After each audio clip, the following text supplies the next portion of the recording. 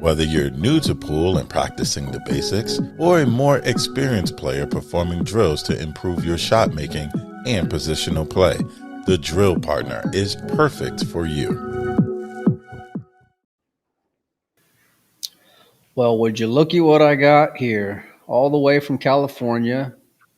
You've been on the show more in the last 2 weeks than Joey's been on the show in the last 6 months. Easily. Yeah, that's an easy joke to make. Oh, yeah. Where is Joey? Yeah.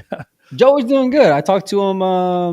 I've talked to him a lot over the last few days. He actually was the one who designed this whole new getup that we got here. So big shout out to him. That's big cool. shout out to all of our sponsors. I'm live here at Rail Yard. Shout out also to Louis DeMarco. This is his pro shop. So if you guys need any Q-Tech stuff or whatever, he's got just a ton of merchandise here. But he let me use the space. I'm out here in Louisville for the Shane versus Fedor, and you, my man, are not. I don't understand why you're not, though. I'm sweating it right over here, big time. I'm a working man, dude. I got too many things to go take care of. If I'm gone too much, I start getting yelled at. So, and then when I get back, I'm busier than ever, which this last month has been crazy. So, hey, shout out to Shane Tyree in the chat, by the way. I know. I just saw. Yeah. Are we gonna talk some WPA stuff now that we got Shane? Shane, you need the link? We should. I could send you the link, buddy, and we can talk some WPA stuff. We got a lot of things to dissect, to talk about. There's a matchroom ranking event going on out in New York somewhere. The Shane and Fedor thing is like, what is the score right now? 49-47 in favor of Fedor Gorst. And seriously, the last maybe 5 racks that I've watched Fedor play is the first time I've seen him like comfortable. He looks like he's really got the table dialed. He was like all out of sorts all day yesterday. He kept like doing the whole like what's going on here look all day. And he's looking really comfortable now. So we'll see. Well, that's good. If he's up 2, he was down 4, so he's already plus 6 on the day on day 2. Let's start with the Fedor and Shane matchup. Mr. Nui, obviously you're a Fedor guy, as are a lot of people these days. I don't know why people keep saying that to me. No, I'm just kidding. That's low hanging fruit, buddy. As a matter of fact. So, give me your take on day 1, how everything went. I mean, you kept hearing Jay Diddy and Scott Frost talking about the conditions in the room, right? They're saying there were a lot of bodies in there. It was kind of humid in the area, making the rails bouncy, all these things, right? But I just personally cannot believe that some variables like that are going to make a difference for almost 80 racks, where these guys, neither of them looked really dialed yesterday until Shane, maybe for the second half that I didn't really get to watch. But they both looked like they were uncomfortable. They were over-hitting balls like crazy. And Jason and Scott kept saying, well, the humidity is making the rails bouncy. It's like, I get it. But we're talking about Shane and Fedor. There had to have been something extra going on, like in whatever their process is, the sheer magnitude of the set or whatever, the expectation of performance, maybe, because people are expecting this to be like a break and run fest, and it didn't start out that way for the first 25 racks. So maybe there's a little bit of that going on or something. But I figured at some point we'd settle into some type of rhythm where both players are looking really solid. And maybe we're just starting to see that now. But yesterday, frankly, as far as like a break and run fest, it was a total flop, right? Well, there was a ton of. I am not a fan of rotation 10 ball with a template because it can kind of get mundane. Yeah. They can control a lot of things. They're both playing for the one. The random rack generator is a little gaffy for my money, but I get it. I mean, it adds a nice little twist for these guys. But, you're absolutely right. And these two boys in particular, they travel around the world, so their ability, part of what makes them great is their ability to adapt under great under conditions, right? Because they've won titles across the sea here and domestically and otherwise. And so it is for sure a factor. I know that them polishing the balls is something that they're doing every like 20 or so racks. And so whatever they got to do to try to limit the variables, right, and make them more comfortable, because truth of the matter is they're playing under pretty pristine conditions Yes. as top level professionals, so being back in a pool room, which shout out to Rail Yard, it's a great room, a lot of fans, a lot of energy, Real over nice here. arena. But oh yeah, it's great. No, Kyle and Yeah. the team did a really awesome job. They've really stepped up their game. I'm used to being out here during the Derby, and I've known Kyle for a little bit, and it's just a different vibe, man. People are excited, not just like here when they're sitting here, but at home. Seen a lot of chirping, a lot of smack talking, a lot of on the edge of your seat, and it's been a fun matchup, man. I'm real glad I got to come out here, but day one, it was tough. It was tough, Yeah. no matter which side you were on. To start off the day, Fedor misses a 10 ball. Shane goes 4-1 and then finds himself, buried after that by like 11 racks. So it had a lot of swings. It had a lot of drama. But at the end, I get up in the morning and SVB's got the lead, man. Now he's down by whatever it is, 3 games or so. Right. So it's an No, I interesting. think it's gone around. Yeah, as far as the drama of like what you want out of a set, as far as like how the score changes and the momentum and stuff, who's winning racks in consecutively, whether or not they're breaking runs, you're getting all of that you want, especially if you got a little actor, a little sweater on the side, or a big sweater. There's a lot of people who's got a little something on it. Yeah, there's a few people that have a lot of something on the side, and so for that type of thing, it's been a perfect set so far. I think it's really interesting. So. It's been fun because, like, let's face it, there's not a lot of premier matchups that people want to see. Like, I'm gonna equate this to, Dennis versus Alex playing one pocket, and we were robbed of the opportunity to go and see that matchup happen. And I don't think we'll ever be able to see it. And even if we do, it won't be what it could have been. Let's say 4 or 5 years ago. And so to get these two guys to play, especially when they've been working on this for quite a while. I mean, well over a year now that I've been hearing about it. So to finally make it happen right before the U.S. Open, who would have known back in December when they were filming all this stuff? Hey, Federer's going to win a World Pool Masters. He's going to be the world 9-ball champion for a second time. And then they're going to play the big boys game. I mean, let's not beat around the bush here. It's 10 ball has always been that measuring stick, right? How good are you? You want to find out? Well, go play yourself a long set of 10 ball, and these two guys are at the top of the mountain right now. Yeah. And Shane's about to pull things close to even again, making a 10 ball to make it 49, 48. Yeah. Yeah.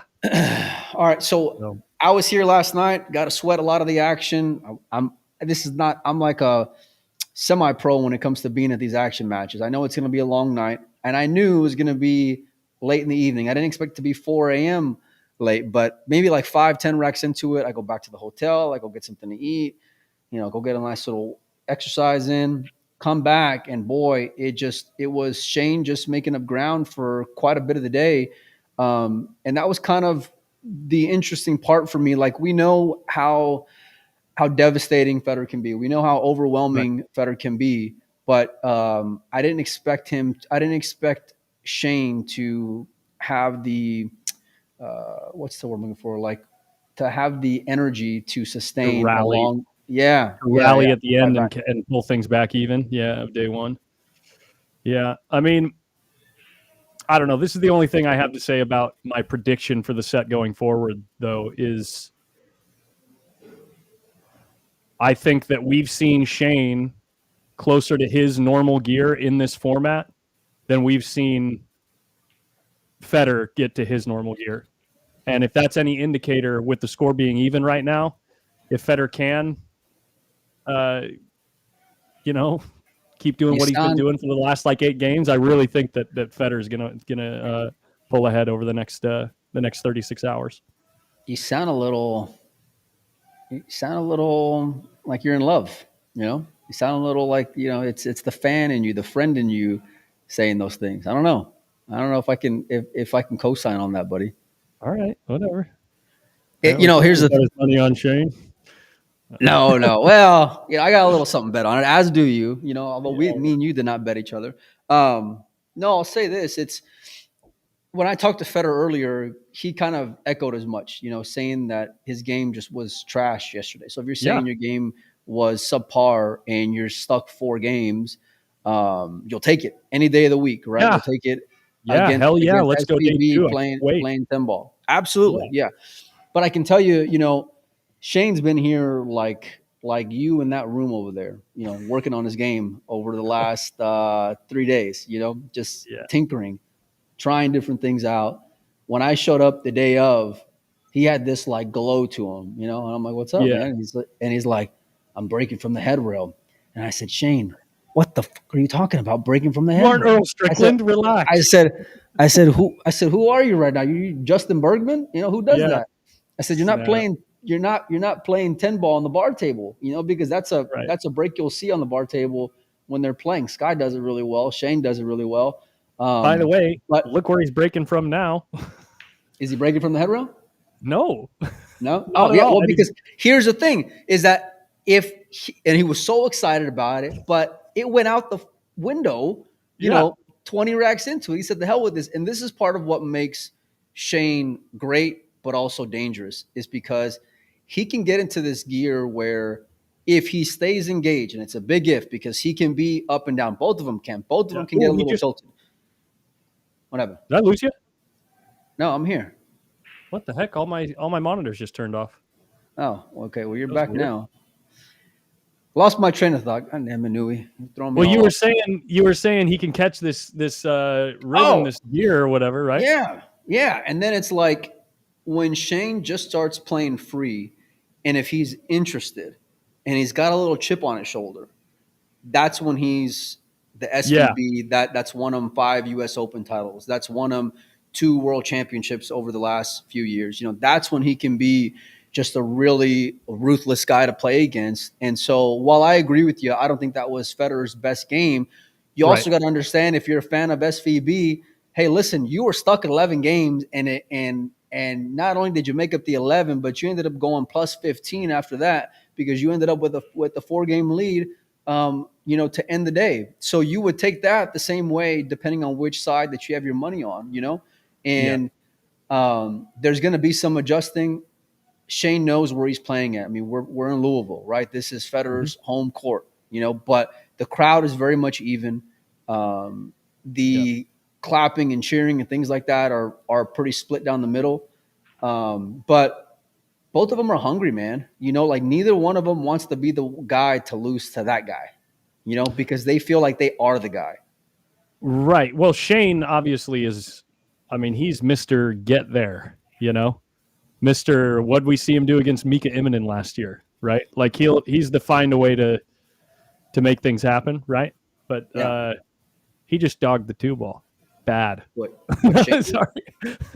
And now Federer's running out. Oh, of course I jinxed him, and then Federer just misses a 4-ball, tickying a ball next to the pocket. But anyway, we'll leave that alone.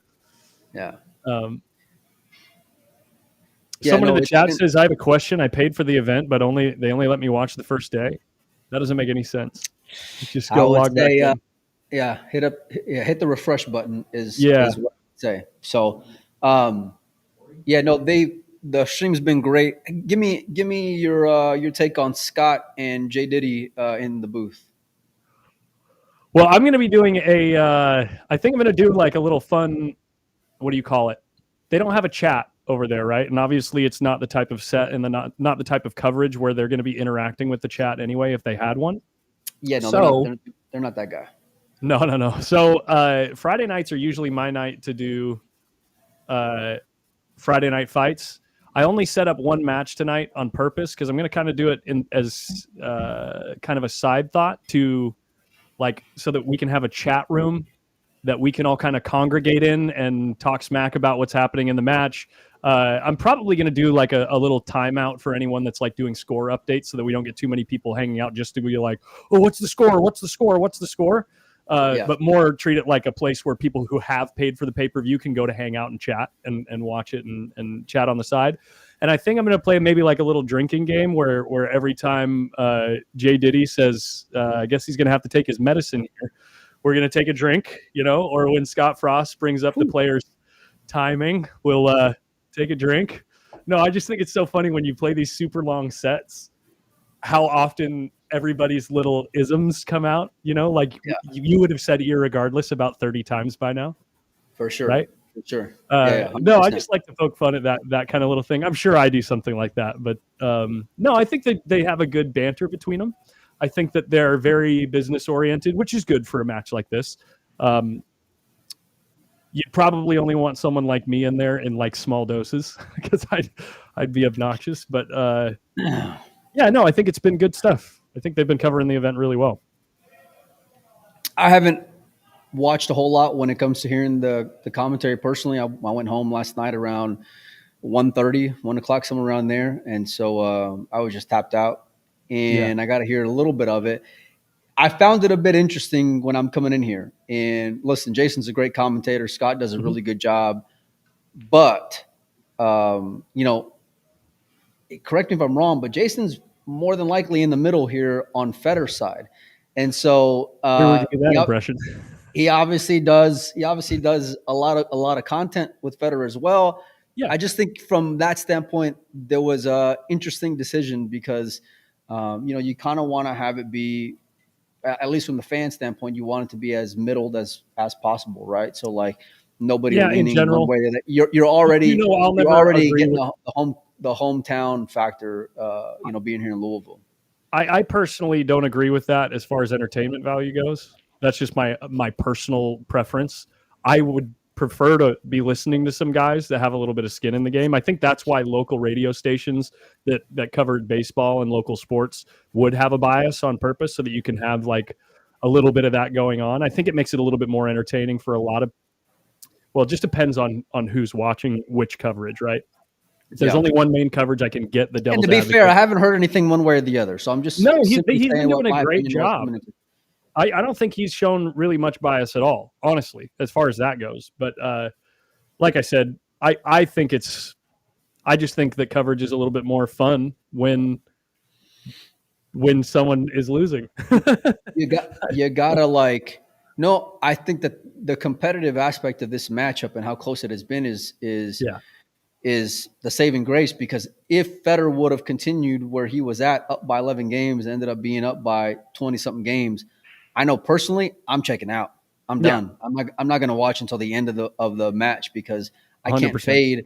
I can't fade rotation like that. I can't fade like, ABC pool. It's just, it's brutal, And so because I feel like, and I'll be honest with you, like when Shane stuck 11, it was a couple of things. One, I thought, okay, he was kind of teetering a little bit where I thought this is on the verge of maybe getting out of line, or, he may just channel that inner SVB who's been through, wars versus Dennis, wars versus Chang, wars versus Tony. Mm-hmm. You know what I mean? Like he's got some battle scars there in that regard. And to his credit, just because I know how temperamental Shane can be, right? Like he can be, we've seen him every December. We've seen him every December when they're in a hole, he's on his phone, he's over it, he's done with. Mm-hmm. He seems really different, man. Like he seems extremely loose, extremely engaged.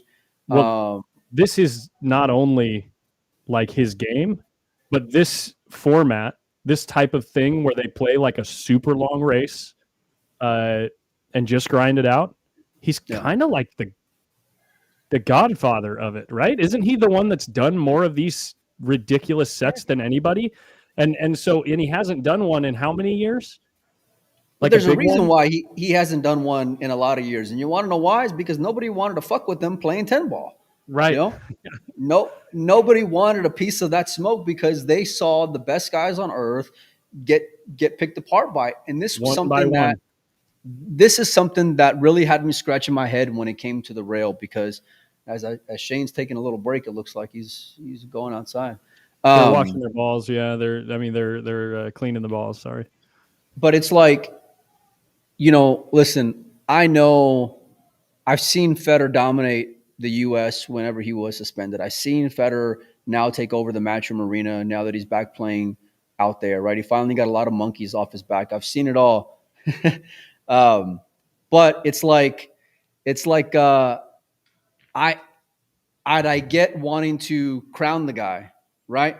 But you haven't like done it yet. You know, you haven't gotten there yet against the biggest guys. You haven't gotten there against big name players. Now, part of that is because, like Fedor said, there's a lot of guys that don't have, you know, the cojones to go out there and want to play him some, you know, and I understand that part of it.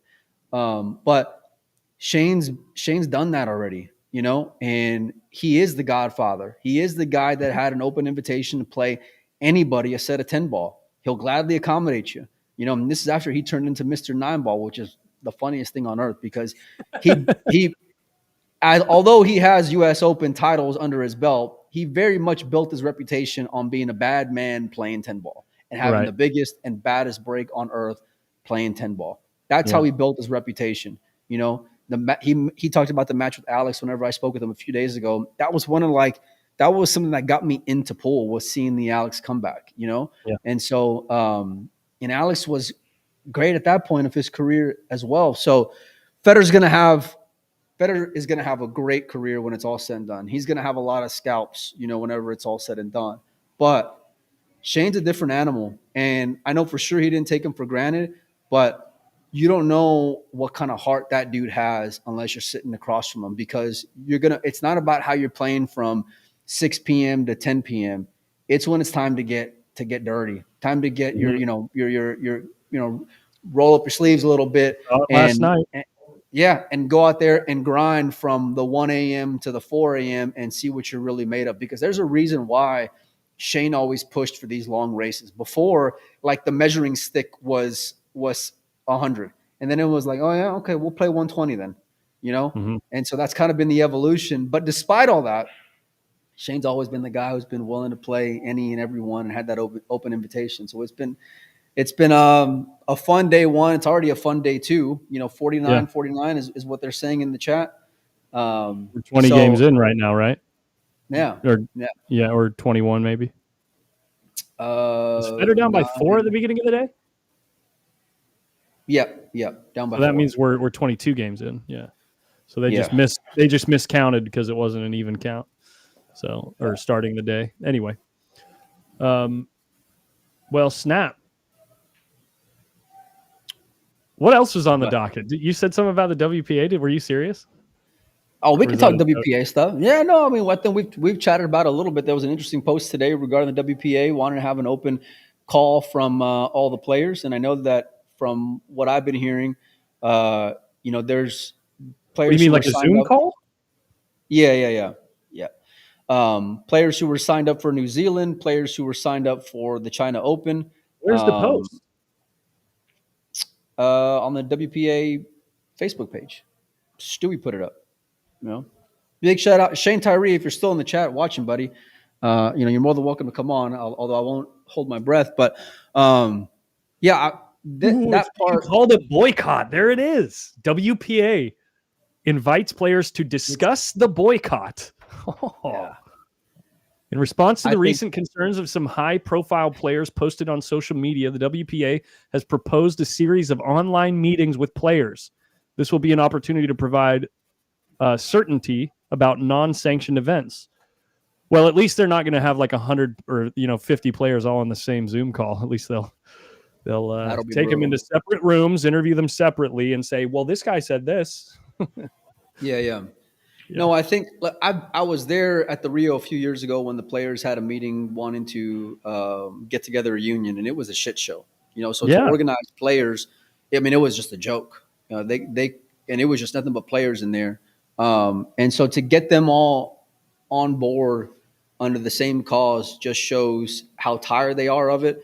I can tell you, like, guys like Shane and a couple of others, they're just tired of the BS in general, one way or the other, you know? And so, like, for Shane for him not to want to go defend his title when he probably, the odds would say he probably won't win another world championship in his career, just shows like how disconnected he is from it. You know, he's over it.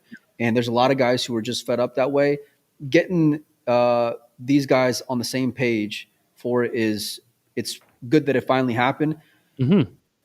I'm guessing just from their history that we're probably going to see some, scare tactics involved and dangling some things above their head and trying to Yeah. pressure players because that's their MO.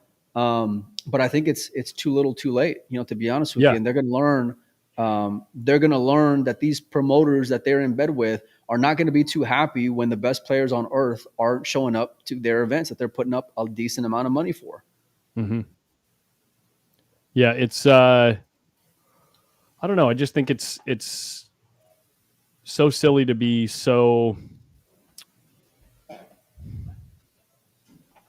don't know, like close-minded and just think that you have the structure and the you've got it all figured out. You've been doing so good for the last 30 years, or however long they've had a seat at the IOC. It's like, and they've been used to nobody pushing back on them for so long. So it's that antiquated mindset where they're just like, you know what, we know what's worked for the last, 20 plus years. So we'll just continue going down that path. Now, I think that there's different people in different positions within that. And, man, like, to be fair, I've had some good off the record conversations with guys like Shane Tyree. I've had some really good conversations with guys like Ishan. I've seen him a couple of times.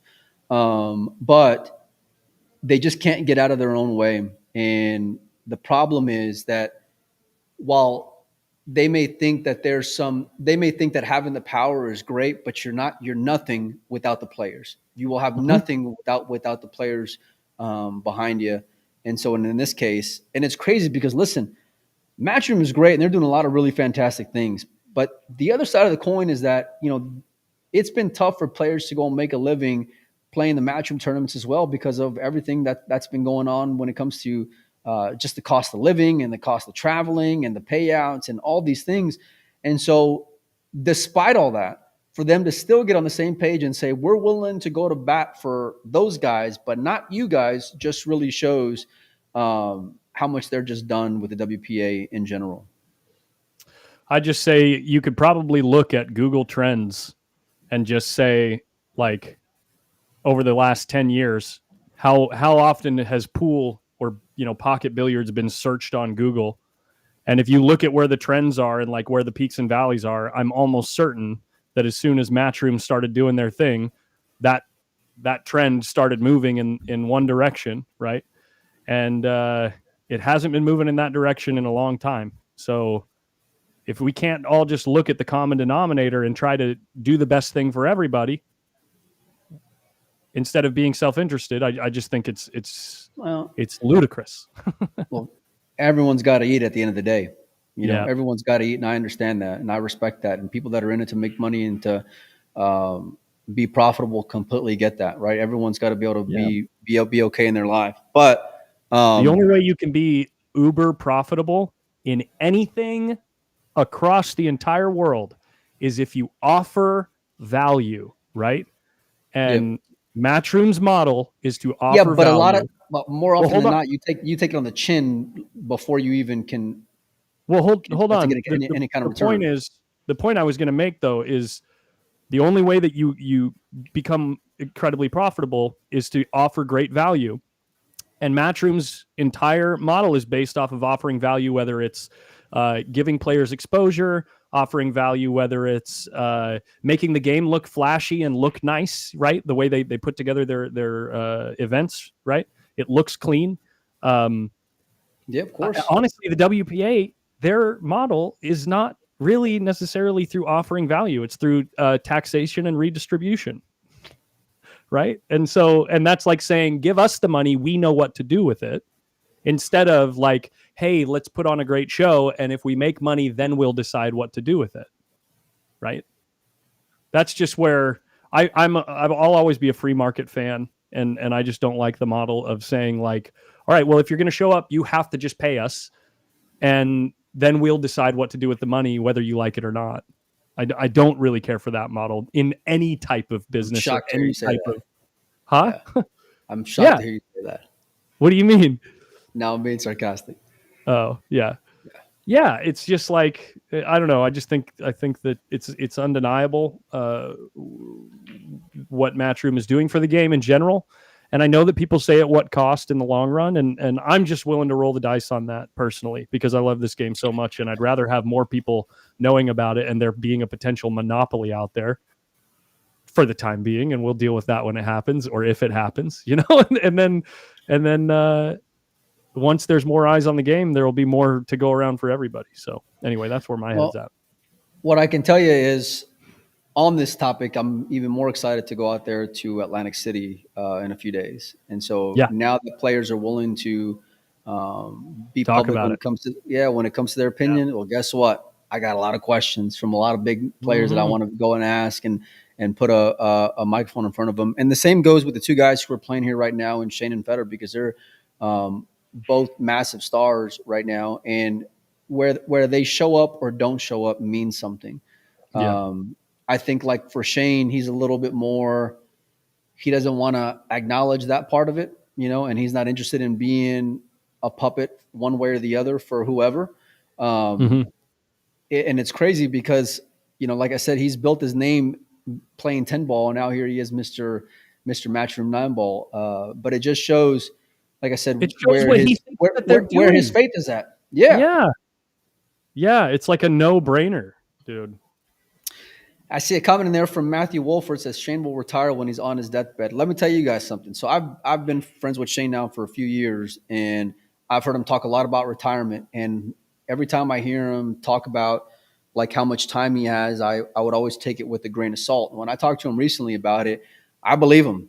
Shane's getting ready for life after being a full time traveling pool player, and so. Yeah.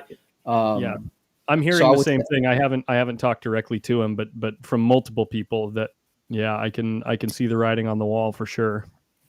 I would say enjoy it while you can. Part of that is him playing big matchups like this matchup with Federer. Go and buy the pay per view, go and support them. Players are getting compensated for it, but the fans are the ones who are getting the treat here. There's a lot of real money in the middle. Yeah. There's even more ridiculous money on the rail. It's On top of 49 that, to 49. It's gonna be 50 to 49 in a minute, your boy Feder. That one oh, game matters. oh, No, it's so close right now, and it's only going to get more exciting as more pressure comes on at the end. Because if it's dead even and there's only like a race to 10 left, you better believe some ridiculous shots will end up coming out because they're going to get to the point where they have to shoot them. That was actually one of the things that I noticed is this super long race format. The players are so much more inclined to play the the higher percentage shot and kind of duck somewhere instead of go after something a little outrageous to kind of eke out maybe a couple of racks. But if right. it comes down to it, you're going to see some of that for sure. Well, this is where like you get the temperamental side of these players. It's like when they just start getting annoyed and tired and sleepy and hungry, and they're just like, you know what? How they make a decision when they're playing a race to 9, one or two matches a day is completely different than how they're going to be when they're 6 hours in and they're a little tilted that they lost a lead or had a lead or they're trying to get back in the game or whatever. And so you see these like ebbs and flows when it comes to how aggressive or how buttoned up that they want to be in their play. But man, let me tell you, like, as I was excited coming out here, like, okay, it's cool. It's Shane and Federer. Okay, Yeah. great. But like, I didn't, I'm just being Ooh, honest. match of the Yeah, decade. yeah. Okay, all right. Super Yeah. excited. Yes. Oh, believe me. When Shane played Dennis, that was dubbed as the match of the century. And I booked Yeah. a flight to Virginia and I saw that. It This was is when no over. one even knew who you were. I mean, most people Yeah. still don't, but No, most people don't anyway. But yeah. yeah, it was. I was done with that match after like 5-6 hours. You know what I mean? Yeah. Like it was over. It was over. So for it to live up to the hype up until this point is already awesome. And Yeah. for someone who really takes long race rotation kind of with a grain of salt, it's a pretty premier matchup. They got good quality when it comes to the streaming, good quality when it comes to just the cameras and the whole production. They're doing a really good job. Go support the players. Go check out Xpool. You guys can sweat it. I'll be posting some updates. What's that? Live. Xpool.live. Yeah. Yeah. Go check out the pay-per-view. Collins, give me your prediction for the end of day 2. End of day 2. Because I know you're already going to be slobbering for Federer winning the outright overall. I already know that. You ain't got to tell me. I think it's probably going to be like 80.